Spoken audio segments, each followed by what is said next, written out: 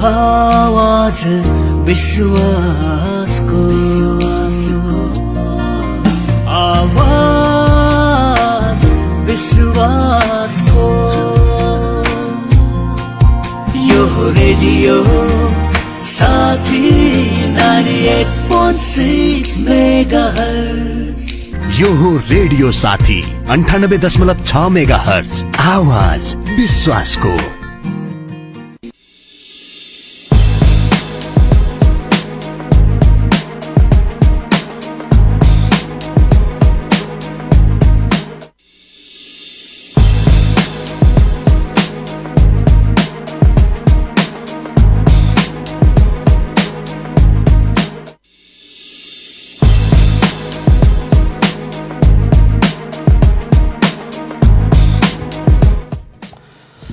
आदरणीय श्रोता नमस्कार। रेडियो साथी 98.6 मेगाहर्जको यो दैनिक विशेष प्रस्तुति कार्यक्रम कोरोना सेरोफेरो लिएर उपस्थित भइसकेको छु। म ज्ञानेन्द्र निरौला र मलाई आजको कार्यक्रम उत्पादन र प्रविधिमा साथ दिँदै हुनुहुन्छ सहकर्मी मित्रहरू जीआर धिताल र वन्दना आचार्यले। आज पनि हामी कोरोनासँग सम्बन्धित खास गरी कोरोना संक्रमणको अवस्था र यसले पुर्याएको असरका बारेमा र यसबाट उत्पन्न परिस्थितिका बारेमा विभिन्न पक्षका बारेमा छलफल गर्नेछौँ, जानकारी लिनेछौँ, विभिन्न पक्षसँग कुराकानी गर्नेछौँ। आज हामी दुईजना व्यक्तिसँग मूल रूपमा कुराकानी गर्नेछौँ।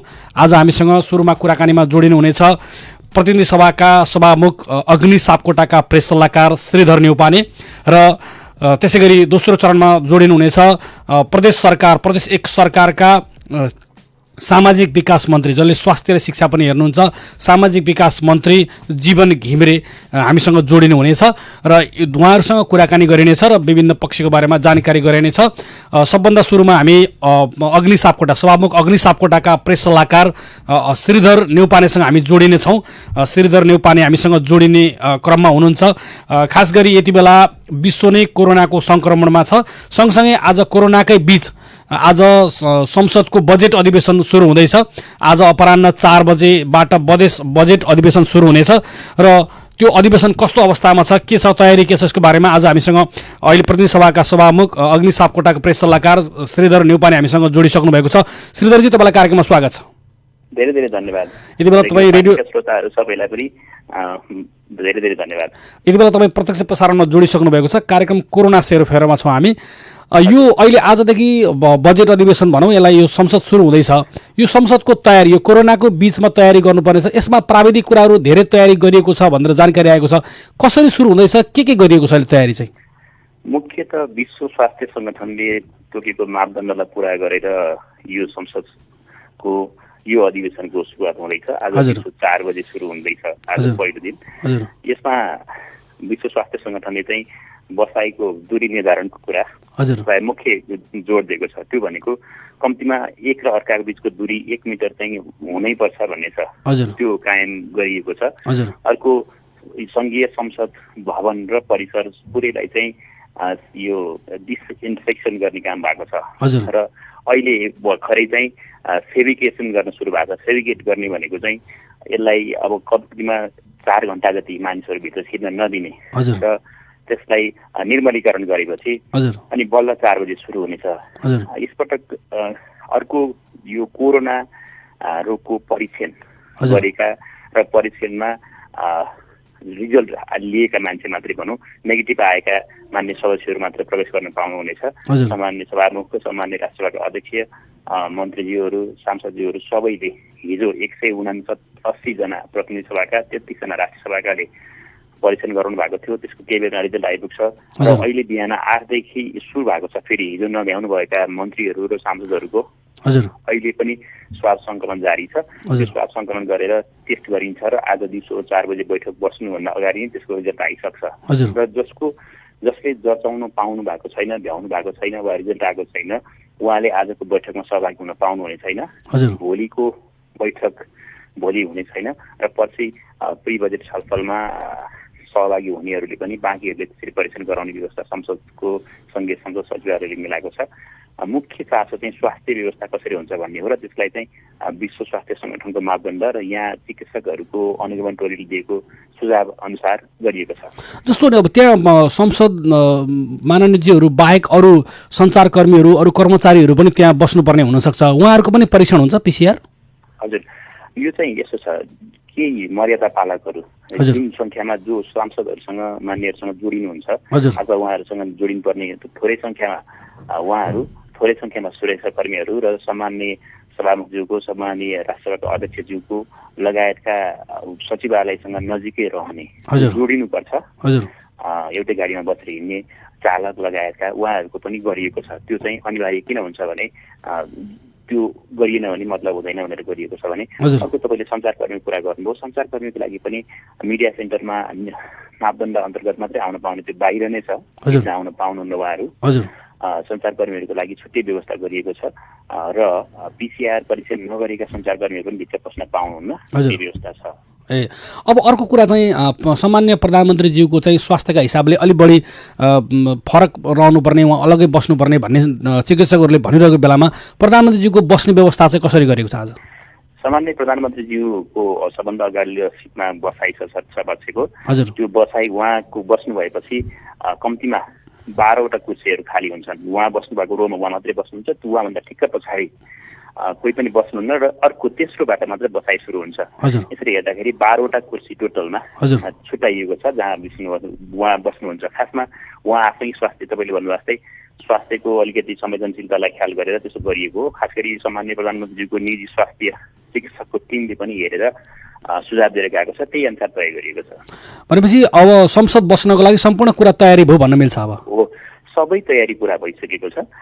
केही बाँकी छ कि भनेर अहिले सामान्य सभामुखज्यूले यो स्थलगत निरीक्षण अवलोकन गरिराख्नु भएको छ। अहिले नै तपाईँसँग कुरा गर्दै गर्दाखेरि अरू चाहिँ बाँकी छ कि भनेर सांसदहरूले बस्ने कुर्सीहरू जहाँ जहाँ ठिक चिन्ह लगाइएको छ त्यहाँ मात्रै बस्नुहुन्छ, त्यो चिन्ह लगाएको ठाउँहरूदेखि अलिकति के बाँकी छ कि भनेर अहिले हेर्ने क्रम जारी छ। म तपाईँसँग बोल्दै गर्दा बानेश्वर स्थित आइसिसी भवनमा संसद भवनबाटै बोलिरहेको छु। जस्तो अहिले भनेपछि एउटा कुर्सी फरक राखेर चाहिँ संसदहरूलाई बस्नको लागि चाहिँ व्यवस्था गर्दा सबै संसदहरूलाई सहजै बस्ने व्यवस्थाको भइसक्यो त्यहाँ? एउटा होइन, दुईवटा तपाईँलाई यहाँ भन्छु, दुईवटा कुर्सी खाली राखेर बस्ने व्यवस्था छ। सबै संयुक्त सदन बस्दाखेरि हामीसँग दर्शक दीर्घा पनि छ। त्यो बस्दा दर्शक दीर्घामा केही मान्य सदस्यहरू माथि जानुपर्ने हुन्छ। संयुक्त सदन बस्दा हाराहारी 100 जना र प्रतिनिधि सभाको मात्र बैठक बस्दाखेरि हाराहारी 40 जना मान्य सदस्यहरू दर्शक दीर्घामा बस्नुहुन्छ। र संघीय संसद नियमावलीले दर्शक दीर्घालाई पनि संघीय संसदको सभा हल परिसर मानेको हुनाले त्यहाँ बैठक बस्नको लागि कुनै असहजता हुँदैन। भनेपछि अब तयारी पुरा छ भन्न मिल्छ सबै कुराले? अब तयारी पुरा भइसक्यो। हस् त श्रीधरजी, तपाईँले जानकारी दिनुभयो, समय दिनुभयो, त्यसको लागि धन्यवाद। र झापाका श्रोताहरू र वरपरका जिल्लाका श्रोताहरूलाई संघीय संसदले अहिले सुरु गरेको वर्ष अधिवेशनलाई यस्तो तयारीबारे जानकारी गराउने मौका दिनुभयो, यहाँलाई धन्यवाद। हस्, धन्यवाद छ। हुनुहुन्थ्यो श्रीधर नेउपाने, प्रतिनिधि सभाका सभामुख, अग्नि सापकोटाका प्रेस सल्लाहकार, हामीसँग जानकारी गराउँदै हुनुहुन्थ्यो। आज अपराह्न 4 बजे संसदको अधिवेशन, संसदको बैठक बस्दैछ। यो बैठक चाहिँ बजेट बैठक हो र यो बजेट बैठक भएका नाताले पनि यसमा चाहिँ केही यो कोरोना सङ्क्रमणको कारणले केही विशेष व्यवस्थाहरू गर्नुपर्ने अवस्था छ। खास गरी संसदहरूको बसाई, उहाँहरूको अहिले सबैको पिसिआर परीक्षण भइरहेको छ। भर्खरै श्रीधरजीले भन्नुभयो कि सबै संसदको परीक्षणको रिपोर्ट हातमा बोकेर मात्रै उहाँहरू प्रवेश गर्न पाउनुहुनेछ। जसको रिपोर्ट आइपुग्दैन वा जो परीक्षण गराउन भ्याउनु भएको छैन, उहाँहरूले आजको संसद बैठकमा बस्न पाउने हुने अवस्था छैन। अहिले पनि संसद भवन परिसर नयाँ बानेश्वरमा परीक्षण सुरु भएको छ। हिजो पनि परीक्षण भएको छ। आज पनि माननीय सांसदज्यूहरूको परीक्षण हुँदैछ। उहाँहरूको आज स्वाब कलेक्सन हुँदैछ र अहिले सङ्कलन भएका स्वाब चाहिँ केही समय पछाडि उहाँहरूको रिपोर्ट हातमा पर्छ। त्यो हातमा परिसके पछाडि मात्रै उहाँहरू आजको संसद बैठकमा चाहिँ प्रवेश गर्नुहुनेछ। सामान्य सभामुख अहिले संसदको भवन निरीक्षण, अन्तिम निरीक्षणको लागि अहिले संसद भवन नयाँ बानेश्वरमा हुनुहुन्छ। श्रीधरजीले पनि हामी त्यहीँबाट कुराकानी गरिरहेका छौँ भन्नुभयो। र यसरी हेर्दा यो संसदको तयारी फरक ढङ्गबाट गरिएको छ। अर्को एउटा विशेष कुरा गरौँ, हाम्रा एउटा सम्माननीय प्रधानमन्त्री केपी शर्मा ओलीज्यूको स्वास्थ्य जो उहाँ चाहिँ मृगौला प्रत्यारोपण गरेकोले थोरै समय मात्रै भएको छ। यो थोरै समयका बावजुद पनि उहाँले चाहिँ आजको संसद बैठकमा सहभागी हुँदै हुनुहुन्छ र उहाँलाई मात्रै बस्ने व्यवस्था करिबन 24वटा कुर्सीमा उहाँ एक्लै बस्नुहुनेछ। 24वटा कुर्सीमा उहाँ एक्लै बस्नुहुनेछ। अगाडिको सबभन्दा अगाडिको प्रधानमन्त्री बस्ने जुन अगाडिको बस्ने सिट्स रो छ त्यहाँ 12वटा सिटहरू छन्, त्यसमा प्रधानमन्त्री मात्रै हुनुहुनेछ। त्योभन्दा पछाडिको 12वटा सिट पूर्ण रूपमा खाली हुनेछ। त्यसले गर्दाखेरि 24वटा सिटमा प्रधानमन्त्री एक्लै बस्नुहुनेछ। त्यो चाहिँ उहाँको चिकित्सक टोलीले हिजो संसद भवनको निरीक्षण गरेको थियो कि के अरे प्रधानमन्त्रीको स्वास्थ्यका हिसाबले अलिक वरपर मानिसहरू बस्नु नहुने भन्ने खालको कुरा आइसके पछाडि चाहिँ उहाँलाई चाहिँ 24वटा सिटमा उहाँको एउटा सिट हुनेछ, अरू बाँकी 23वटा सिट चाहिँ खाली हुनेछ। यो अवस्थाले चाहिँ प्रधानमन्त्रीको स्वास्थ्यप्रति संसद भवन संसद सचिवालय गम्भीर छ भन्न सकिन्छ। र सामान्य जानकारी गरौँ, अहिलेसम्म कोरोना भाइरसको सङ्क्रमणमा विश्वमा 39,16,338 मानिस आइसकेका छन्, त्यति मानिस सङ्क्रमित भइसकेका छन्। त्यसको तुलनामा 13,43,054 जना मानिस जाति भएर निको भएर घर फर्किएका छन् भने 2,70,711 मानिसको मृत्यु भएको छ कोरोना सङ्क्रमण कोभिड-19 का कारण। र पछिल्लो पटक हाम्रो छिमेकी मुलुक भारतमा कोरोनाको सङ्क्रमण तीव्र फैलिएको छ, 14औं स्थानमा उक्लिएको छ सङ्क्रमणका हिसाबले र त्यो सङ्क्रमण अत्यन्तै धेरै बढिरहेको छ। 56,351 जनामा सङ्क्रमण देखा परेको छ भारतमा र 1889 जना 1889 जनाको मृत्यु पनि भइसकेको छ भारतमा यो कोरोना सङ्क्रमणबाट। यसैले गर्दा पनि यति बेला युरोपका बेल्जियम जस्ता देशहरूलाई जितिसकेको छ भारतले। यो पेरु 58,000मा छ भने इन्डिया 56,000मा छ। यसरी हेर्दा इन्डियाको चाहिँ यो सङ्क्रमणको दर एकदमै धेरै बढ्दैछ पछिल्लो हप्ता। त्यसैले गर्दा पनि इन्डियामा जति धेरै सङ्क्रमण बढ्छ, हामी सिमाना जोडेको हामीतिर तीनतिर सिमाना भएको देश 1000 किलोमिटरको छेउ चाहिँ हाराहारीमा सिमाना खुला सिमाना रहेको नेपाल र भारतको जुन सम्बन्ध छ त्यसले गर्दा पनि नेपालमा कोरोनाको जोखिम उच्च छ भन्न सकिन्छ। सरकारको त्यही तयारी छ। अब हामी प्रदेश 1 का सामाजिक विकास मन्त्री जीवन घिमिरेसँग हामी कुराकानी गर्दैछौँ। जीवन घिमिरे हाम्रो सम्पर्कमा आउँदै हुनुहुन्छ। हामी प्रदेश 1 का सामाजिक विकास मन्त्री जीवन घिमिरेसँगको टेलिफोन सम्पर्कलाई अगाडि बढाउँदैछौँ। साथीहरू त्यतातिर लाग्नु भएको छ। जीवन घिमिरे चाहिँ यति बेला हामी प्रदेश 1 को सामाजिक विकास मन्त्री जसले स्वास्थ्य पनि हेर्छ र स्वास्थ्यप्रति यो सचेतता कस्तो छ त प्रदेश 1 मा किटहरूको परीक्षण किटको अवस्था के छ, त्यसले गर्दा पनि अलिकति त्यो विषयमा हामी कुराकानी गर्नेछौँ। प्रदेश 1 का सामाजिक विकास मन्त्री जीवन घिमिरे उहाँ हामीसँग हुनुहुन्छ। अब केही बेरमै हामीसँग जोडिनुहुनेछ। हामी टेलिफोन प्रयास गरिरहेका छौँ।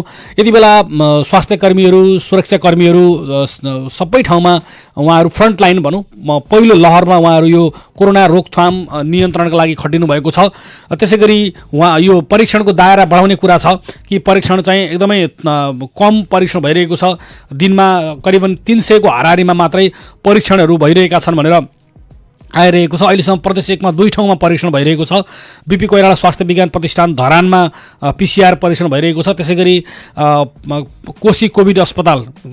कोशी अस्पतालको कोभिड उपचार केन्द्र कोरोना उपचार केन्द्र विराटनगरमा पनि यसको उपचार PCR परीक्षण भइरहेको छ। र अहिलेसम्म देखिएका सङ्क्रमित जुन प्रदेश 1 मा 31 जना सङ्क्रमित देखिएको थियो ती 31 जनै सङ्क्रमितहरूको अहिले राख्ने ठाउँ भनेको चाहिँ कोशी कोभिड अस्पताल हो र त्यहाँबाट 6 जनालाई 2 दिन अगाडि डिस्चार्ज गरेको छ भने हामीले सुन्नमा आए अनुसार आज बिहान 8 जना अरू जाति भएका कोरोना सङ्क्रमितबाट जाति भएका 8 जना बिरामीलाई पनि आज डिस्चार्ज गरिरहेछ भन्ने कुरा आएको छ। यसैले गर्दा पनि यो बेला हामी प्रदेश 1 का सामाजिक विकास मन्त्रीसँग यी विषयमा हामी कुराकानी गर्छौँ। हामीले यो कोरोना सङ्क्रमणको सुरु भएको केही समय पछाडिदेखि कार्यक्रम कोरोना सेरोफेरो हामीले कार्यक्रम सुरु गरेका छौँ। यो प्रत्यक्ष प्रसारणमा हामीले कोरोनाका विविध पक्षका बारेमा हामी जानकारी गराइरहेका छौँ। देश र विदेशमा भएका कोरोनाको सङ्क्रमणको सङ्ख्या, त्यसै गरी हाम्रो देशको अवस्था, त्यसै गरी विभिन्न सरकारवाला पक्ष आम नागरिकहरूसँग हामी यो विषयमा कुराकानी गर्दैछौँ। खास गरी आजसम्म आइपुग्दाखेरि 101 जना मानिसमा कोरोना सङ्क्रमण देखिसकेको छ हाम्रो नेपालको हकमा। त्यसले गर्दा पनि कोरोना सङ्क्रमण को हाम्रोमा पनि नेपालमा पनि बढिरहेको छ। हिजो र अस्ति लगातार 2 दिन, अघिल्लो दिन 17 जना, फेरि हिजो 2 जना, हिजो बेलुकासम्म 2 जना थपिएको अवस्थाले गर्दा कोरोनाको यही ढङ्गले हामीले लकडाउनको पूर्ण पालना नगर्ने, हामीले थोरै लापरवाही गर्ने हो भने कोरोनाको चपेटा अलिक फरक ढङ्गबाट, अलिक जटिल ढङ्गबाट अगाडि बढ्न सक्ने खतरा बढिरहेको छ। त्यसले गर्दा पनि कोरोनासँग जोडिने कुरा चाहिँ, कोरोनासँग जुझ्ने कुरा त्यति चान्चुने कुरा होइन। विश्वका 2,70,000 भन्दा बढी मानिसलाई मृत्युको मुखमा पुर्याएको यो कोरोना, यसलाई सामान्य ढङ्गले लिन सकिँदैन। तपाईलाई विश्वको तथ्याङ्क बताउँ कि अहिलेसम्म सबैभन्दा बढी अमेरिकामा कोरोनाको सङ्क्रमण भेटिएको छ। अमेरिकामा अहिलेसम्म 12,92,623 जना मानिसमा कोरोना सङ्क्रमण देखिएको छ भने 76,928 जना मान्छेको मृत्यु भएको छ कोरोनाको कारणले गर्दा। त्यसै गरी स्पेनमा 2,56,855 जनामा कोरोना सङ्क्रमण देखिएको छ भने 26,000 मानिस चाहिँ कोरोनाबाट मृत्यु भइसकेका छन्। त्यसै गरी इटालीमा 2,15,858 जना मानिसमा कोरोना सङ्क्रमण देखिएको छ। 29,958 मानिसको कोरोनाको कारण मृत्यु भएको छ। त्यसै गरी बेलायतमा 2,06,715 जनामा कोरोना सङ्क्रमण देखिएको छ र 30,615 जना मानिस कोरोनाबाट मृत्यु भइसकेका छन्। यसरी हेर्दा फ्रान्समा पनि 1,74,791 जना मानिसमा कोरोना सङ्क्रमण देखिएको छ। रसियामा 1,77,160 मा कोरोना सङ्क्रमण देखिएको छ। र यति बेला हामीसँग प्रदेश 1 का सामाजिक विकास मन्त्री जीवन घिमिरे जोडिने क्रममा हुनुहुन्छ, हाम्रो टेलिफोन सम्पर्कमा हुनुहुन्छ। जीवन घिमिरे यति बेला हाम्रो टेलिफोन सम्पर्कमा हुनुहुन्छ। कोरोना मन्त्रीज्यू, तपाईँलाई कार्यक्रममा स्वागत छ। धन्यवाद।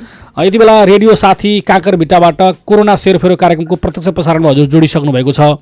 अहिले प्रदेश 1 को यो कोरोना सङ्क्रमणको जस्तो उपचारको कुरामा चाहिँ हामीले किटहरूको अभावको कुरा सुनिरहेका छौँ। हाम्रो प्रदेशमा अहिले अवस्था के छ?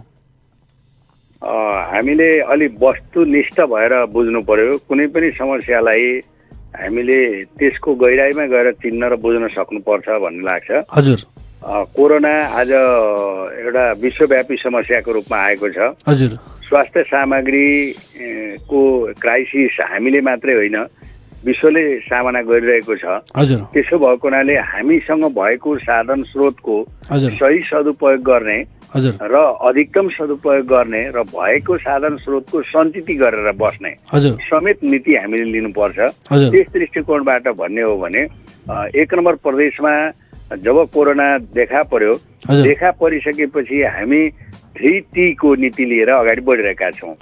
3T भन्नाले अब सबभन्दा पहिले चाहिँ ट्रेसिङ गर्नु पर्यो। हजुर, ट्रेसिङ गर्नु पर्यो, त्यसपछि टेस्टिङ गर्नु पर्यो, त्यसपछि ट्रिटमेन्टमा जानु पर्यो। 3T का लागि हामीले 3टा टिम बनाएका छौँ विज्ञहरूको। त्यो 3टा टिमले आफ्नो आफ्नो साइडको काम गर्छ। पहिलो त अब टेस्टिङ भन्दा अगाडि चाहिँ ट्रेसिङ हुनु पर्यो।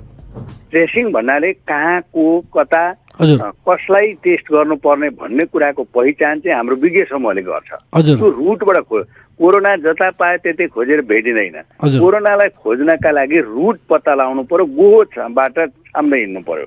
त्यसो भएको हुनाले त्यो विज्ञ समूहले रुट पत्ता लगाउँछ र त्यस अनुसारको टेस्टिङ गर्ने काम अर्को टिमले गर्छ। यसै अनि टेस्टिङबाट चाहिँ पोजिटिभ देखिएका केसहरूलाई हामी सिधै विराटनगर ल्याएर अस्पतालमा भर्ना गर्छौँ। यसरी 3T को माध्यमबाट हामीले अगाडि बढाइरहेका छौँ र हामीसँग अहिले टेस्टिङ क्यापासिटी छ। मलाई लाग्छ देशभरिमा सबैभन्दा ज्यादा क्षमता हामीसँगै छ। हामीसँग 3-3वटा एकदम उन्नत स्तरका ल्याब छन्।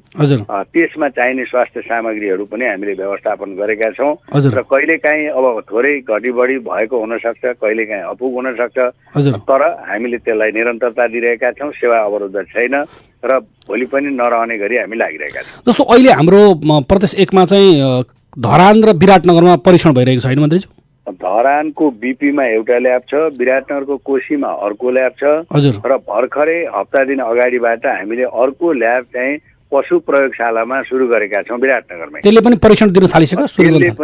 त्यसले पनि कोरोनाको परीक्षण गरिरहेको छ। गर्दा हामीसँग 3टा ल्याब छ। यति अव्वल दर्जाका ल्याब सायद काठमाडौँको पनि यो क्षमता छैन भने अरू प्रदेशमा त छैन नै भन्छु म। अहिले हाम्रो दैनिक रूपमा कतिवटा परीक्षणको चाहिँ रिपोर्ट बाहिर आउने गरेको क्षमता छ? त्यो चाहिँ अब कहिले घटी कहिले बढी हुन्छ, तर हामीसँग 300 जना पर डे टेस्ट गर्न सक्ने क्यापासिटी। जस्तो यसलाई बढाउने तत्कालै बढाउने अवस्था छ कि छैन यो टेस्टलाई? होइन, बढाउनका लागि हामी अझै विज्ञहरूसँग हामी छलफल गरिरहेका छौँ। तर हामीले के बुझ्नु पर्यो भने कसलाई टेस्ट गर्ने पहिलो कुरा त। तपाईँलाई मलाई पनि कोरोना काहीँ लाग्यो कि पत्रकार हुँ, हिँडिरहन्छु, विभिन्न मान्छेसँग भेट हुन्छ, मेरो पनि टेस्ट गर्न पाए हुन्थ्यो भन्ने तपाईँलाई लागेको होला? एकदमै लागेको। मलाई पनि अब म पनि अब स्वास्थ्य मन्त्री दिनभरि कुदिरहन्छु, स्वास्थ्य कर्मीसँग हिँडिरहन्छु, मलाई पनि टेस्ट गर्न पाए हुन्थ्यो भन्ने लागेको होला। तर यसरी हामी सबैलाई टेस्ट गर्ने कुरा चाहिँ सम्भव छैन। भने हामीसँग साधन स्रोतको, जस्तै पहिलो कुरा यो खर्चिलो छ, दोस्रो कुरा चाहिँ अब यो उपलब्ध छैन होइन, वर्ल्ड वाइड रूपमा क्राइसिस छ। अब त्यसो भएको हुनाले हामीले त्यसलाई बचाउने र विज्ञहरूले जसलाई प्रेस्क्राइब गर्छन् त्यसको टेस्ट गर्ने हो। विज्ञहरूले फलानालाई टेस्ट गर भनेर भन्छन्, त्यस आधारमा हामीले टेस्ट गर्ने हो। त्यस दृष्टिकोणबाट जाँदाखेरि हाम्रो क्यापासिटी पनि छ र हामीले नगरी नहुने टेस्ट, जस्तै भन्नुहोस् हाम्रो टेस्टको चाहिँ पहिलो केन्द्रबिन्दु हामीले भुल्केलाई बनायौँ, उदयपुरलाई बनायौँ। उदयपुरमा मात्रै 700 भन्दा बढी मान्छेहरूको चाहिँ हामीले टेस्ट गरिसकेका छौँ। त्यो हामी चाहिँ कसरी भन्दा जो पाए त्यही उदयपुरको भन्ने बित्तिकै टेस्ट गर्ने कुरा सम्भव छैन, लाखौँ मान्छे छन् त्यहाँ। तर हामीले चाहिँ हाम्रो चाहिँ जुन ट्रेसिङ टिम छ, ट्रेसिङ टिमले चाहिँ रुट पत्ता लगाउँदै जान्छ, को व्यक्तिको कोसँग सम्पर्क भयो, त्यो कता गयो, कता बस्यो, कता उठ्यो, यी तमाम कुराहरूको जानकारी हामी लिइरहेका हुन्छौँ र त्यस आधारमा हामीले ती 700 व्यक्तिको परीक्षण गरौँ। अब झापाको दमकमा र चाहिँ 12 संक्रमण देखा पर्यो। अब हो ती ठाउँमा हाम्रो ध्यान केन्द्रित भएको छ। दमकमा जहाँ संक्रमित व्यक्ति फेला परे, के कारणले संक्रमण देखा पर्यो, अब ती संक्रमित व्यक्तिबाट कोसँग चाहिँ बसुट भयो, ती गो पत्ता लगाएर हामीले दमकमा चाहिँ टेस्टिङको काम गरिरहेका छौँ। यसै गरी 12 पनि त्यही रुटबाट हामी हिँडिरहेका छौँ, जसले गर्दा चाहिँ हाम्रो निशाना पनि सही भएको छ, तर चाहिँ हामी रिजल्ट पनि सही दिइरहेका छौँ भन्ने कुरा चाहिँ आज हामीले महसुस गरिरहेका छौँ। जस्तो यो अहिले चाहिँ यो फ्रन्टलाइनमा खटेका स्वास्थ्य कर्मी र सुरक्षा कर्मीहरूको चाहिँ टेस्ट गर्यो भने त्यसले चाहिँ सहयोग हुन्छ भन्ने कुरा आम नागरिकहरूबाट आइरहेको छ। उहाँहरूको टेस्ट गर्ने कुरा छ कि छैन अहिले? तपाईँले त भन्नुभयो। होइन, त्यो पनि हामी गर्छौँ आवश्यकताको आधारमा। जो फ्रन्टलाइनमा, जस्तै अहिले फ्रन्टलाइन भन्नाले कोरोना पोजिटिभ देखिएका केसको डिल गर्नेहरूको कुरा आउँछ। कोरोना पोजिटिभ देखिएकाहरू जसले चाहिँ ट्रिटमेन्ट गर्नुभयो, आज चाहिँ 24 जना क्वारेन्टाइनमा बसेका चाहिँ 24 जना स्वास्थ्य कर्मीहरू आज डिस्चार्ज हुँदै हुनुहुन्छ। उहाँहरूको स्वास्थ्य परीक्षण भयो र सबै नेगेटिभ देखिएको हुनाले आज उहाँहरू डिस्चार्ज भएर उहाँहरू पनि क्वारेन्टाइनबाट बाहिर निस्किँदै हुनुहुन्छ। भनेको अनि संक्रमितहरू पनि आज डिस्चार्ज हुँदैछन् भन्ने कुरा छ नि? संक्रमितहरू पनि 8 जना डिस्चार्ज हुँदै हुनुहुन्छ, प्लस उहाँहरूलाई उपचार गराउने स्वास्थ्य कर्मीहरू 24 जनाको टिम पनि आज डिस्चार्ज हुँदैछ। उहाँहरूको पनि रिपोर्ट चाहिँ पोजिटिभ आयो? नेगेटिभ आयो। नेगेटिभ आयो, सरी, नेगेटिभ रिजल्ट आयो। भनेपछि स्वास्थ्य कर्मीहरू सबै सकुशल हुनुहुन्छ, संक्रमण छैन। संक्रमण नहोस् भन्नका लागि हामीले यथोचित प्रबन्ध गरेका छौँ, सुरक्षा सावधानी अपनाएका छौँ, सुरक्षा सामग्री उपलब्ध गराएका छौँ र स्वास्थ्य कर्मीहरू निर्धुक्कसँग उच्च मनोबलका साथ चाहिँ काम गरिराख्नु भएको हो।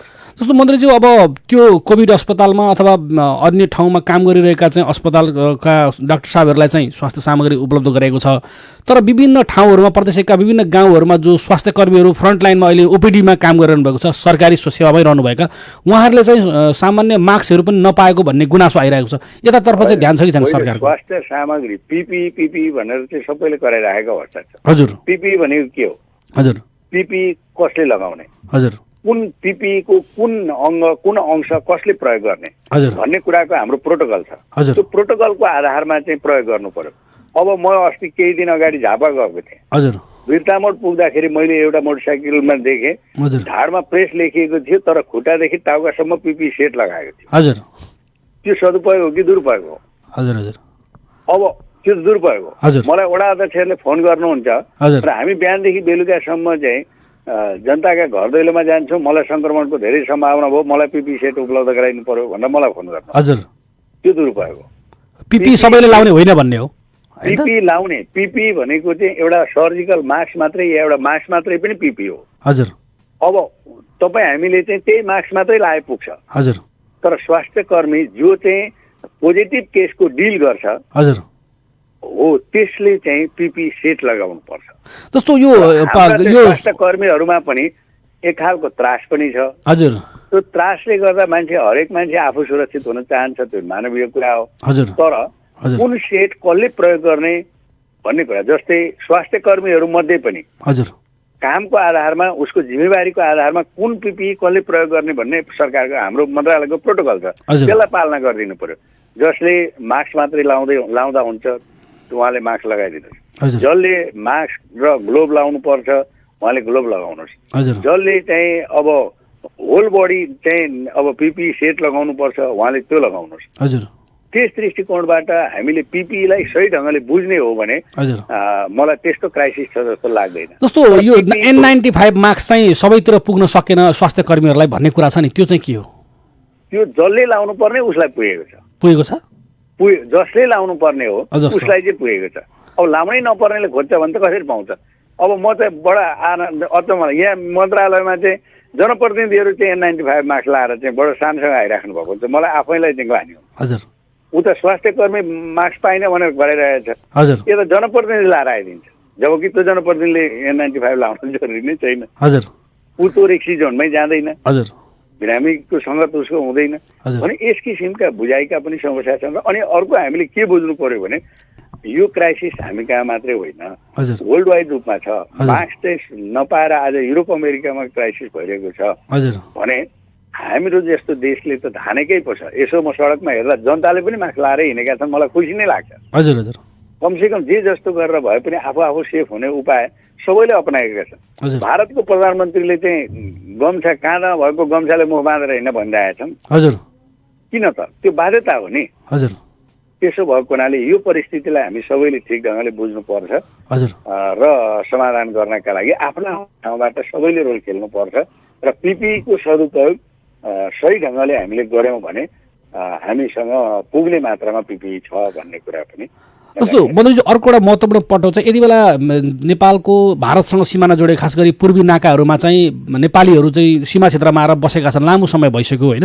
अब यता काँक्रेभिट्टा नाकामै कुरा गऱ्यो भने करिबन 78 जना एकै ठाउँ र जम्मा गरेर 181 जना चाहिँ त्यहाँ हुनुहुन्छ भन्ने हामीलाई खबर पाएका छौँ। उहाँहरूलाई नेपाल प्रवेश गराउने र सुरक्षित गर्ने कुराको केही अभ्यासहरू के भएको छलफल? यो विषयमा हाम्रो परराष्ट्र मन्त्रालयले भारतीय सरकारसँग कोअर्डिनेसन गरिरहेको छ। हजुर उहाँहरूलाई कसरी ल्याएर कसरी व्यवस्थापन गर्ने, हजुर कहाँ राख्ने हजुर जस्ता कुराहरूमा छलफल भइरहेको छ। सायद आज भोलि केही दिनभित्रमा यसको एउटा निकास निस्किन्छ। समग्र भन्दा प्रदेश 1 अहिलेसम्म सुरक्षित अवस्थामा छ भन्न सकिन्छ मन्त्रीज्यू? एकदम सुरक्षित। हवस् त, समय दिनुभयो, हामीसँग कुराकानी गरिदिनु, त्यसको लागि तपाईँलाई धेरै धेरै धन्यवाद मन्त्रीज्यू। हजुर धन्यवाद। उहाँ हुनुहुन्थ्यो प्रदेश 1 का सामाजिक विकास मन्त्री जीवन घिमिरे। हामीसँग यो अहिलेको परिस्थितिको बारेमा कुराकानी गर्दै हुनुहुन्थ्यो। खास गरी अहिले प्रदेश 1 मा 31 जना सङ्क्रमित बिरामी भेटिएको अवस्थामा 6 जना 2 दिन अगाडि घर गइसक्नु भएको छ निकोबार डिस्चार्ज भएर, भने 8 जना आज डिस्चार्ज हुँदैछ। मन्त्रीज्यूले भर्खर जानकारी गराउनु र सँगसँगै उहाँले त्यो सङ्क्रमितको उपचारमा खटिएका जो स्वास्थ्य कर्मीहरू हुनुहुन्छ 24 जना स्वास्थ्य कर्मीहरूको पनि PCR परीक्षण गरेको थियो, उहाँहरू सबैको नेगेटिभ आएको छ रिपोर्ट र उहाँहरू पनि आज चाहिँ डिस्चार्ज हुनुहुन्छ अथवा उहाँहरू पनि बाहिर निक्लिए हुनुहुन्छ भन्ने कुरा चाहिँ मन्त्रीज्यूले गर्नुभयो। यसरी हेर्दा समग्रमा हेर्दा प्रदेश 1 सरकारले अहिले करिबन 3 ठाउँबाट 300 को हाराहारीमा दैनिक रूपमा PCR परीक्षणको रिपोर्ट आइरहेको छ र आवश्यकता अनुसार रिपोर्ट चाहिँ टेस्ट गरिनेछ र सबै मानिसलाई टेस्ट गरिँदैन, यो गर्नु पर्दैन भन्नुभएको छ मन्त्रीज्यूले। तपाईँले सबैले सुनिहाल्नुभयो। मन्त्रीज्यूहरूलाई फेरि मन्त्रीज्यू र हाम्रो श्रीधरजीलाई यहीँबाट धन्यवाद फेरि एकपल्ट। अहिले हामी एउटा कोरोना ब्रेक लिन्छौँ र ब्रेक पछाडि हामी तपाईँको फोन लिन्छौँ। तपाईँको कुनै समस्या, अप्ठ्यारो, साह्रो गाह्रो केही छ तपाईँको स्थानीय स्तरमा भने हामीलाई तपाईँले 023 563 029 मा तपाईँले टेलिफोन गर्न सक्नुहुनेछ। हामी तपाईँको विषय, तपाईँको अप्ठ्यारोपनलाई हटाउनको लागि, सहजीकरण गर्नको लागि सम्बन्धित पक्ष र सम्बन्धित निकायको ध्यान आकर्षण गराउँछौँ। हामी तपाईँलाई सहजीकरणको हामी प्रयास गर्छौँ। त्यसका लागि तपाईँको अप्ठ्यारो, साह्रो गाह्रो केही छ भने तपाईँले 023 563 029 मा टेलिफोन गर्नुपर्ने हुन्छ। यो भनेको बिहानको कार्यक्रममा मात्रै हो, किनकि यो कार्यक्रमलाई हामीले दिउँसो 1 देखि 2 पनि दोहोऱ्याएर प्रसारण गर्छौँ, पुनः प्रसारण गर्छौँ। 1 देखि 2 को समयमा तपाईँले टेलिफोन गर्न पाउनुहुने छैन। अहिले बिहानको समयमा तपाईँले टेलिफोन गर्न सक्नुहुनेछ। 023 563 029 मा तपाईँ टेलिफोन गर्दै गर्नुहोस्। अहिलेलाई यो कोरोना ब्रेक। एक विषाणु तीव्र गतिमा संसारमा फैलियो, कस्तो निष्ठुर यो रहेछ नि हो, पीडा हजारौं दियो। यस्तो भूमि चटक्क छोड्न अहिले चाहन्छु मैले, तर लासैको पुलमा चढेर कसरी फर्कौं म आमा घर। नाका बन्द भयो म आउन कुनै देखिन्न सम्भावना, सीमामै अलपत्र छन् नि मसँगै लाखौं करोडौं जना।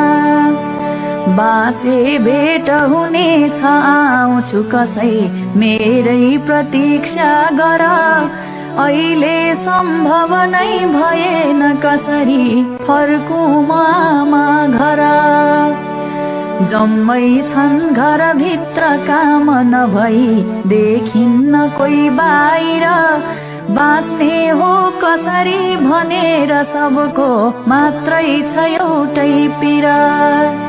त्यही पानीसँग दाल मुठ चिउरा बन्दैछ बाँच्ने भर, यस्तो बन्धनबाट फ्याट्ट कसरी फर्कौं म आमा घर। सन्नाटा परिव्याप्त देख्छु म यहाँ, सम्बन्ध विच्छेद भो, बस्ती भित्र पसी सबै सकिदिने कस्तो महारोग हो।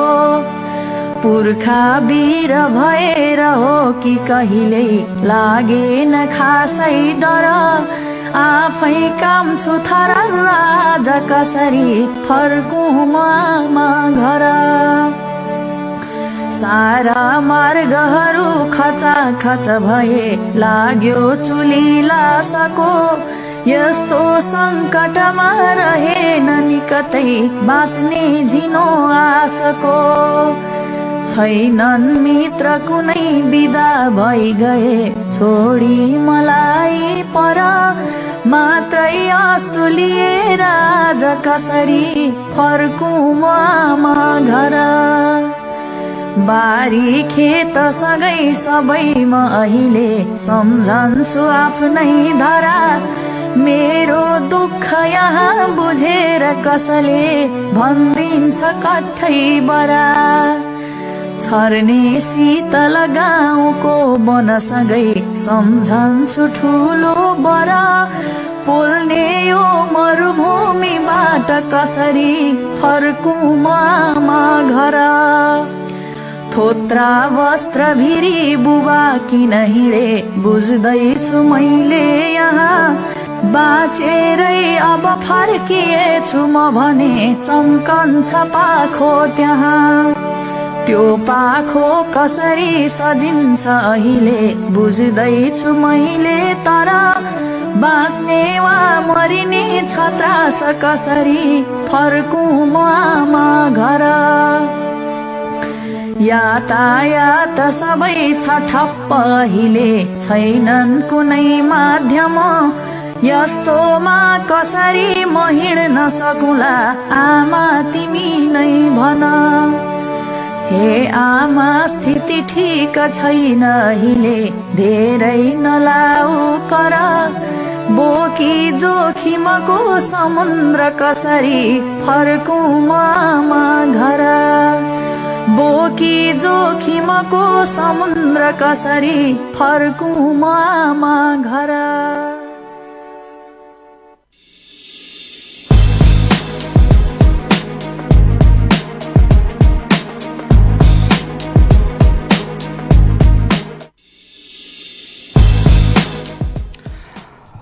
यो साङ्गीतिक विश्रामपछि पुनः स्वागत गर्छु कार्यक्रम कोरोना सेरोफेरोमा। कार्यक्रम कोरोना सेरोफेरोमा आज हामीले दुईजना व्यक्तिसँग कुराकानी गऱ्यौँ। आजदेखि प्रतिनिधि सभाको आज सङ्घीय संसदको आजदेखि संयुक्त बैठक सुरु हुँदैछ।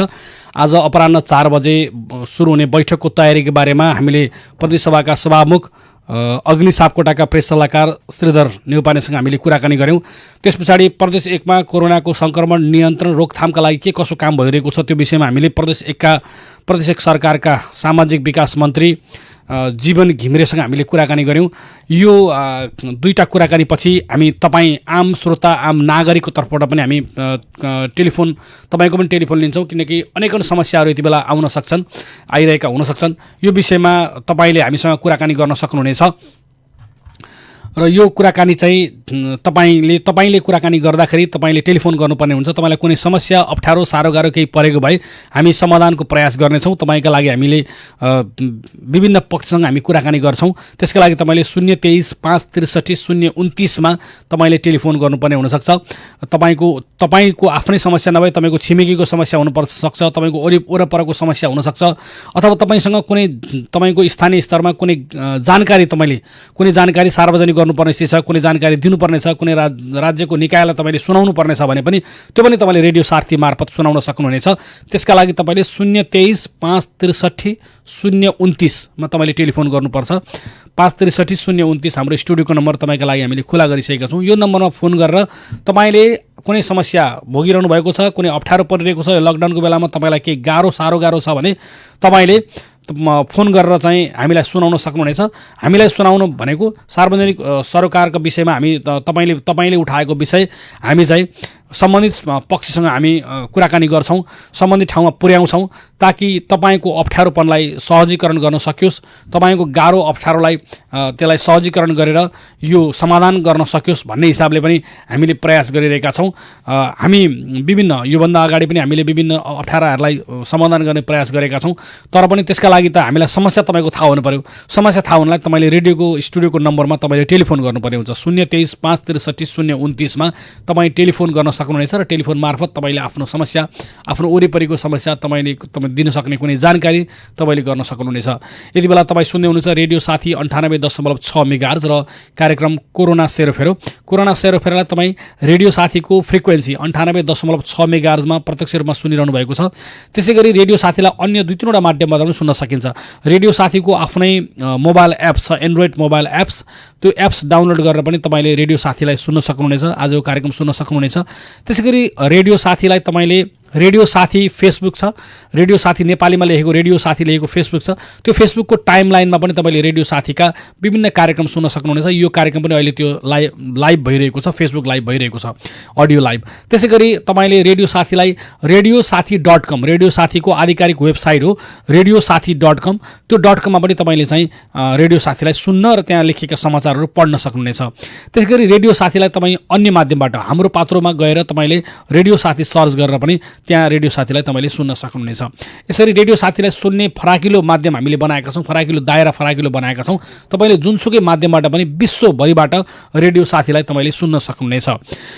कोरोना यति बेला आज 45औं दिनमा हामी कुराकानी गरिरहेका छौँ। 45औं दिनमा कुराकानी गर्दै गर्दा यो बेलामा टेस्ट पनि भइरहेको छ, खास गरी आरडिटी टेस्ट र पिसिआर टेस्ट, दुई प्रकृतिका टेस्टहरू हामीले गरिरहेका छौँ।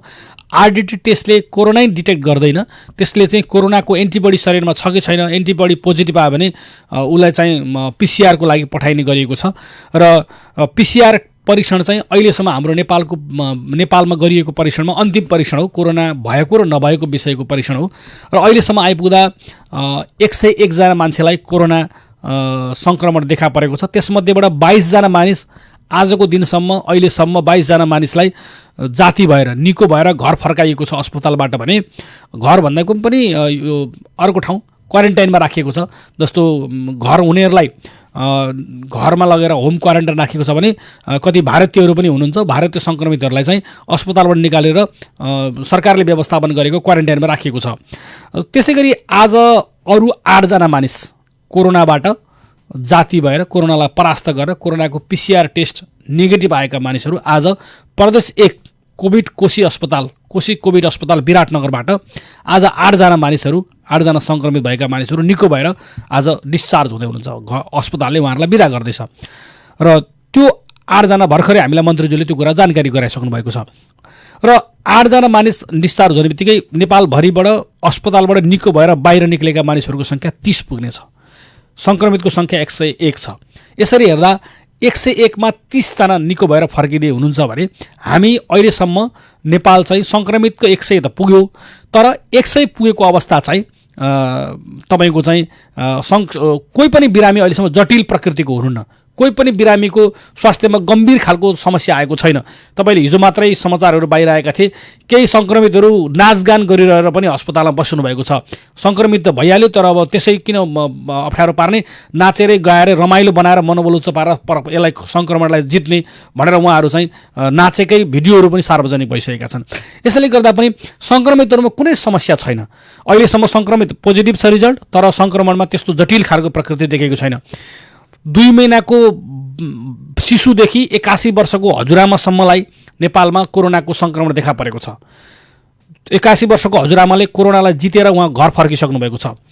2 महिनाको शिशु वीरगञ्जको छपकैयाको 2 महिनाको शिशुमा एउटा परिवारमा 18 जना, एउटै परिवारको 18 जनामा देखिँदाखेरि 2 महिनाको शिशुलाई पनि देखिएको छ। त्यो 2 दिन अगाडिको मात्रै घटना हो। उहाँहरू अहिले सबै उपचारमा हुनुहुन्छ। 2 महिनाको शिशु पनि यति बेला उपचारमा छन्। त्यस कारणले गर्दाखेरि उहाँहरूको सबैको अवस्था सामान्य छ, स्वास्थ्य अवस्था। त्यसले सङ्क्रमित त बढ्दैछन्, तर डराउनु पर्ने अवस्था छैन। उता निको भएर जानेको सङ्ख्या पनि निकै बढिरहेको छ। 30 जना आज पुग्दै हुनुहुन्छ। यसले गर्दा पनि हामी खास गरी नेपालमा कोरोनाको सङ्क्रमण चाहिँ सरकारले बेलैमा लकडाउन गरेका कारण अहिलेसम्म नियन्त्रणमा छ भन्न सकिन्छ। तथापि सरकारले गर्नुपर्ने कामहरू थुप्रै बाँकी होलान्। सरकारले स्थानीय तह, प्रदेश सरकार, त्यसै गरी केन्द्र सरकारले गर्नुपर्ने थुप्रै कुराहरू बाँकी हुन सक्छन्। तथापि पनि सरकारले जे काम गरिरहेको छ, त्यो काम सरकारले जे भनिरहेको छ, त्यो काम तपाईँ हामी सम्पूर्णले मान्ने हो, पालना गर्ने हो भने हामीले कोरोनालाई परास्त गर्छौँ र हामी कोरोनालाई जितेर एउटा नयाँ दिनको सुरुवात गर्छौँ, नयाँ भविष्यको सुरुवात गर्छौँ र नयाँ ढङ्गबाट हामीले सोचहरू विकास गर्छौँ। कोरोनाका विज्ञहरूले भन्दछन् कोरोनाको अहिले तत्काल नियन्त्रण भए तापनि कोरोनाको डर चाहिँ अझ 1-2 वर्ष रहन सक्छ। त्यसले गर्दाखेरि 1 वर्षसम्म सामाजिक दूरी कायम गर्ने, ठुल्ठुलो भिडभाड नगर्ने भन्ने कुरा विज्ञहरूले गरिरहँदाखेरि त्यस्ता कुराहरूमा हामीले गम्भीर हुन चाहिँ जरुरी छ। अहिले अनावश्यक रूपमा बाहिर फेर निक्लिने, तपाईँलाई यदि बाहिर फेर गएर तपाईँलाई कुनै काम छैन, अहिले सबै व्यापार व्यवसाय बन्द भएको बेलामा तपाईँ यसै बाहिर टहलिनको लागि मात्रै निक्लिनु भयो भने त्यो दुर्घटना हुनसक्छ। त्यसैले गर्दा बाहिर निक्लिहाल्नु पर्यो भने पनि, अत्यावश्यक काममा तपाईँ बाहिर निक्लिहाल्नु पर्यो भने पनि तपाईँले सामाजिक दूरीलाई अत्यन्त धेरै ख्याल गर्नुपर्छ। बाहिर निक्लिँदा मास्कको प्रयोग गर्नु अनिवार्य छ। त्यसैले गर्दा पनि अलिकति हामीले हाम्रो ढङ्गले, हाम्रो सरकारले गर्ने कुरा आफ्नो छँदैछ। सरकारले, विभिन्न तहहरूले, स्थानीय नगरपालिका, गाउँपालिकाहरूले आफ्नो तयारी गरिरहेका छन्। तर हामी नागरिक, हामी एकजना व्यक्तिले पनि यति बेला ती सरकारका नियमहरूलाई, सरकारले बनाएका कानुनहरूलाई, सरकारले भनेका कुराहरूलाई हामीले मान्दियौँ भने त्यो नियन्त्रणमा आउन सक्छ, कोरोना परास्त हुन सक्छ। त्यसैले गर्दा हामी नागरिकको अनुशासन, यति बेला हामी नागरिक, हामीले चीन र दक्षिण कोरियाको उदाहरण लिन सक्छौँ। चीनले सबभन्दा पहिला चीनमा डिसेम्बरमा यो कोरोना देखियो र त्यहाँका नागरिकहरूले देखाएको अभूतपूर्व अनुशासनले गर्दा त्यो चीनले सबभन्दा छिटो चीनमा नियन्त्रण पनि आयो। सबभन्दा सुरु पनि त्यहीँ भयो र नियन्त्रणमै आएर अहिले चीन सामान्य अवस्थामा, त्यो वुहान सहर जहाँ पहिलोपल्ट देखा परेको थियो, त्यो वुहान सहर सामान्य अवस्थामा फर्किसकेको छ। त्यसै गरी दक्षिण कोरिया, त्यसले अभूतपूर्व एउटा इतिहास कायम गर्यो कि कोरोना सङ्क्रमणकै बेलामा आम निर्वाचन सम्पन्न गर्यो। हामी नेपालीले आम निर्वाचन भन्ने बित्तिकै के कुरा त्यहाँभित्र आउँछ तपाईँ आफै कल्पना गर्न सक्नुहुन्छ। त्यसको प्रचार प्रसार होला, त्यसको उम्मेदवारको कुरा होला, त्यहाँ चाहिँ कार्यकर्ता चाहिँ परिचालन कुरा होला, सबै कुरा तपाईँ सम्झिनुहोस्। यो सङ्क्रमणमा जहाँ भिडभाडमा सामाजिक दूरी कायम गर्नुपर्छ भनेको छ, यो सङ्क्रमणमा उसले आम निर्वाचनै सफल बनाइसक्यो र एक दिन पनि विश्व अहिले लकडाउन भइरहेको बेलामा दक्षिण कोरियाले आजका दिनसम्म एक दिन पनि लकडाउन गरेन र 1 लाखभन्दा बढी ठाउँहरूमा कोरोनाको टेस्ट गर्यो र टेस्ट गर्ने व्यवस्था गर्यो र मानिसहरूलाई चाहेको जोसुकै मानिसलाई, हामीसँग चाहिँ विज्ञले भनेको, अघि मन्त्रीजीले भनेअनुसार विज्ञले भनेको ठाउँमा मात्रै हामीले टेस्ट गरिरहेछौँ। विज्ञले यो मान्छेलाई टेस्ट गर्नुपर्छ, यो चाहिँ शङ्काको घेरामा छन् भनेरलाई उनीहरूलाई टेस्ट परीक्षण गरिरहेको छ। तर दक्षिण कोरियाले त्यसो गरेन। सबै मानिस, आम नागरिक जो कोही म टेस्ट गर्छु भनेपछि टेस्ट गर्न दिने र उहाँलाई सङ्क्रमण देखियो भने त्यही अनुसारको व्यवस्थापन गर्ने, सङ्क्रमण देखिएन भने उहाँलाई चाहिँ सुरक्षित भएर बस्नको लागि भनेपछि सबै कुरा लकडाउन नगरिकन दिन दैनिकी चलाइकन कोरोनालाई उसले जित्ने अवस्था पुर्याइसकेको छ। त्यसले गर्दा पनि दक्षिण कोरियाबाट एउटा हामीले उदाहरण लिन सक्छौँ। त्यहाँको नागरिकको अनुशासन जुन भयो, सरकारले भनेको जसरी कुरा मान्नुभयो, त्यो नागरिकको अनुशासन यति बेला सबभन्दा ठुलो कुरा रहेछ। त्यसले गर्दा हामी रेडियोबाट भनिरहेका छौँ कि किनकि रेडियो बेला सुन्ने श्रोतालाई भन्छौँ नागरिकको अनुशासन सबैभन्दा ठुलो कुरा हो र त्यो सँगसँगै हाम्रो कृषि कर्मको मुख्य बेला यति बेला छ। हामी हरेक दिन भनिरहेका छौँ कृषि कर्मको मुख्य बेला यति बेला हो। यति बेला हामी धानको बिउ राख्ने तयारीमा छौँ, मकैहरू थन्काइरहेका छौँ, हरिया मकै निक्लिरहेका छन्, यावत अरू सागसब्जीहरू बजारमा निक्लेका छन्, हाम्रा चाहिँ खरबुजाहरू हाम्रा फलिरहेका छन्। यो सबै कुराको लागि चाहिँ हामीले कृषि कर्म चाहिँ हामीले गरिरहनुपर्छ किनकि तपाईँको खेत कृषि कर्म गर्नको लागि चाहिँ हामीलाई सामाजिक दूरीको पनि समस्या हुँदैन। हामी सामाजिक दूरी पूर्ण रूपमा कायम गरेर पालना गरेर सरकारले भनेको कुरा मानेर पनि हामी कृषि कर्म गर्न सक्छौँ। कृषि कर्म गर्दा धेरै भिडभाड गर्नु पर्दैन। हामीले सामाजिक दूरी कायम गरेर पनि हाम्रा कृषि कर्महरूलाई चाहिँ निरन्तरता दिन सक्यौँ भने आज कोरोनालाई परास्त गर्ने हामी अवस्थामा पुग्दै गर्दा भोलिको भोकमरीबाट पनि बच्नको लागि हामीले अहिले तयारी गर्नुपर्छ। त्यसमा सरकारले पनि विशेष पहलहरू गरिरहेका गर्छन् भन्ने विश्वास गर्न सकिन्छ। हामी कुराकानी गरिरहेका छौँ कार्यक्रम कोरोना सेरोफेरोमा। हामी तपाईँको कुनै समस्या अप्ठ्यारो साह्रो गाह्रो केही छ भने त्यसको सहजीकरण गर्न तयार छौँ। त्यसका लागि तपाईँले हाम्रो स्टुडियोको नम्बर 023 563 029 टेलिफोन गर्नुपर्ने हुन्छ। तपाईँ कुनै समस्या छ भने गर्नुहोस्, नत्र फोन गर्नुपर्छ जरुरी छैन। तथापि पनि तपाईँको समस्या छ, अप्ठ्यारोमा हुनुहुन्छ अथवा तपाईँसँग कुनै जानकारी छ भने त्यो जानकारीका लागि पनि तपाईँले हामीसँग टेलिफोन गर्न सक्नुहुनेछ। त्यसका लागि तपाईँको स्टुडियोको नम्बर 023 563 029 तपाईँले फोन गर्न सक्नुहुनेछ। हामी कार्यक्रमको अन्त्यतिर आइसकेका छौँ। तपाईँले फोन गर्नुभयो भने हामी केही बेर कुराकानी गर्न सक्छौँ 023 563 029। यदि फोन आएन भने हामी कार्यक्रमलाई अन्त्य गर्छौँ। यति बेला हामीसँग कोही श्रोताको फोन आइसकेको हामीले जानकारी पाइरहेका छौँ। प्राविधिक मित्रले फोन उठाइरहनु भएको छ। उहाँले उठाएको चाहिँ फोन यदि हामीसँग कुराकानी गर्ने हो भने हामी कुराकानी गर्छौँ। 563 029 हाम्रो स्टुडियोको नम्बर हो। 563 029 हाम्रो टेलिफोन गर्न सक्नुहुन्छ। तपाईँले त्यो टेलिफोन मार्फत तपाईँले कुनै अप्ठ्यारो साह्रो गाह्रो केही भए हामीसँग कुराकानी गर्न सक्नुहुन्छ। हामी कार्यक्रमको अन्त्यमा पुगिसकेका छौँ। हाम्रो स्टुडियो घडीले पनि कार्यक्रमको समय नजिक भएको हामीलाई सङ्केत गरिरहेको छ। हामी खास गरी कोरोना सेरोफेरो हरेक दिन बिहान 8 बजे र बेलुका दिउँसो 1 बजे 2 पटक प्रसारण गर्छौँ। बिहान 8 बजे कार्यक्रम प्रत्यक्ष प्रसारण हुनेछ। त्यति बेला हामी टेलिफोन पनि लिन्छौँ। दिउँसो चाहिँ हामी टेलिफोन लिँदैनौँ। दिउँसो तपाईँले टेलिफोन गर्न सक्नुहुन्न। दिउँसोको समय त्यो बिहानको कार्यक्रमको पुनः प्रसारण हुन्छ।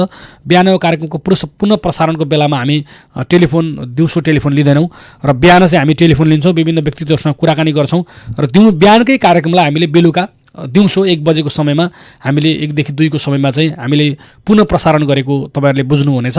हामी तपाईँको यदि कुनै समस्या छ भने हामी 563 029 मा हामी तपाईँको टेलिफोन लिन्छौँ। अहिले लिन सक्छौँ। दिउँसो चाहिँ हामी त्यो टेलिफोन लिँदैनौँ। त्यो कुरा अहिले जानकारी गराएँ किनकि यही कार्यक्रम दिउँसो बज्ने हो, दिउँसो प्रसारण हुने हो। र खास गरी यो कार्यक्रम हामीले लकडाउनकै बेलामा हामीले केही कामहरू गरिरहेका छौँ। यो कुरा जानकारी गराउँछौँ। लकडाउनको बेलामा रेडियो साथीले खास गरी अहिले विद्यालयहरू बन्द रहेको अवस्था, बालबालिकाहरू विद्यार्थीहरू सबै घर घरमा रहेको अवस्था, उहाँहरूलाई विभिन्न समस्या परिरहेको अवस्थामा हामीले यति बेला यो बालबालिका केन्द्रित 2वटा कार्यक्रम सुरु गरेका छौँ। विद्यार्थी केन्द्रित सुरु गरेका छौँ।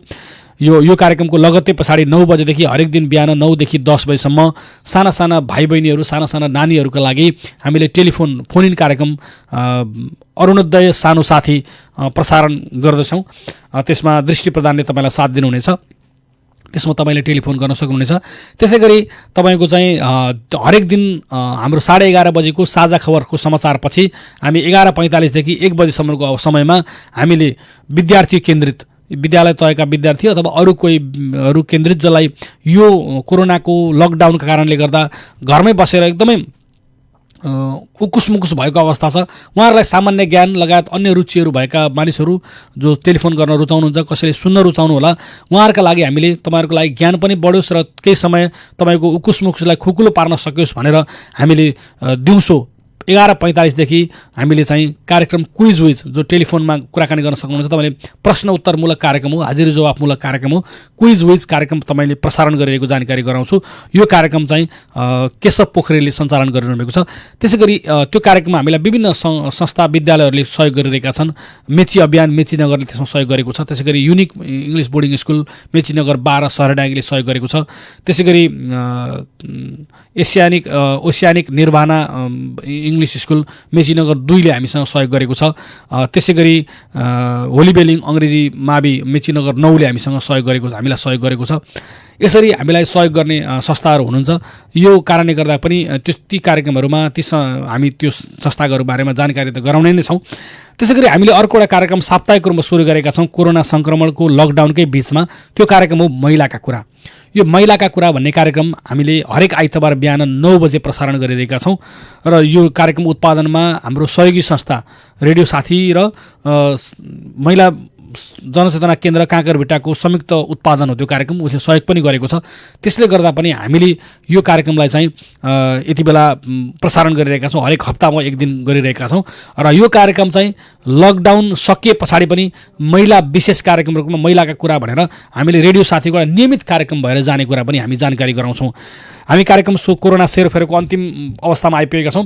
कार्यक्रमबाट बिदा मागेर जानु अघि तपाईँ कार्यक्रममा सुनेर साथ दिनुहुने सम्पूर्ण श्रोतालाई हार्दिक धन्यवाद दिँदै कार्यक्रममा हामीसँग टेलिफोनमा कुराकानी गर्नुहुने प्रदेश 1 का सामाजिक विकास मन्त्री जीवन घिमिरे र प्रतिनिधि सभाका सभामुख अग्नि सापकोटाका प्रेस सल्लाहकार श्रीधर नेउपानेज्यूलाई यहीँबाट फेरि एकपल्ट कार्यक्रमको अन्तिममा हार्दिक आभार प्रकट गर्दै कार्यक्रम सुनेर साथ दिनुहुने सम्पूर्णलाई फेरि पुनः एकपल्ट धन्यवाद ज्ञापन गर्दै कार्यक्रममा उत्पादनमा सहयोग गर्नुहुने साथी सहकर्मी जीआर दिताल र प्राविधिक मित्र वन्दना आचार्यलाई धेरै धेरै धन्यवाद दिँदै म कार्यक्रम सञ्चालक ज्ञानेन्द्र निरौला बिदा हुन्छु।